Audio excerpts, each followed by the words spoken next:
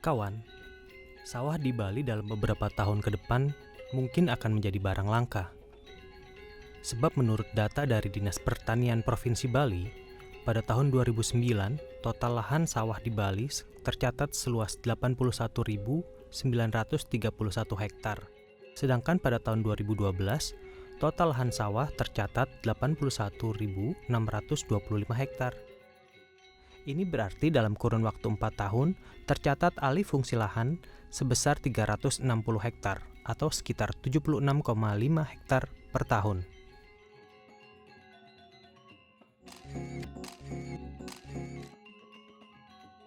Inilah yang menjadi kekhawatiran saya ketika mengunjungi Bali.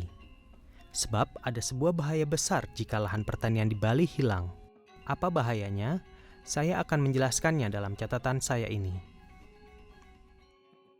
Ketika mengunjungi Balai Subak Pagutan di Desa Padang Sambian Kaja di Denpasar Barat, saya bertemu dengan Bapak Kompiang Wirawan, seorang pekaseh atau ketua subak di Pagutan, dan dari sosok yang sederhana ini, saya mendapatkan cerita tentang masalah yang ada di pertanian. Ya, pertanian di Bali ini ya khususnya kita ada di Denpasar yang paling gini kan sekarang alih fungsi lahan yang mayoritas menjadi problema utama yang ada di gini. Dari awal kan 200 hektar dia. Kalau sekarang itu udah alih fungsi lahan karena kita di Denpasar Barat ya tanahnya terlalu cantik ini untuk pemukiman. Sekarang jadinya 33 hektar kita tahun ini gitu. Selain masalah pertanian yang semakin menyusut, Bapak Wirawan juga mengungkapkan masalah lainnya. Ya, kalau kita di sini ya per aja masyarakat petaninya kita di sini tua-tua gitu Pak. Ya, itu yang gini. Anak muda sekarang udah jarang dia melirik ke pertanian di Bali. Khususnya di Denpasar lah dulu. Ya, sejak pariwisata berkembang di Bali, para pemudanya lebih tertarik ke sana daripada sektor pertanian. Seperti teman saya, Komang Pastika. Dulu saya petani, terus ikut sama bapak sama ibu jadi petani. Di daerah Karangasem Kubu, hasil taninya itu juga nggak mencukupi. Kadang penghasilan per hari sehari-harinya tidak ada di sana. Makanya dari itu saya coba untuk menggantungkan diri ke Tanjung Benoa merantau. Jadinya saya di Tanjung Benoa menjadi supir freelance, supir travel. Kalau dibandingkan petani sih lebih enak jadi supir travel. Kalau supir travel itu kan kalau perharinya sudah ada hasil untuk jerih payah jadi supir. Kalau di kampung sebagai petani sehari-harinya keluarin tenaga tidak ada hasilnya.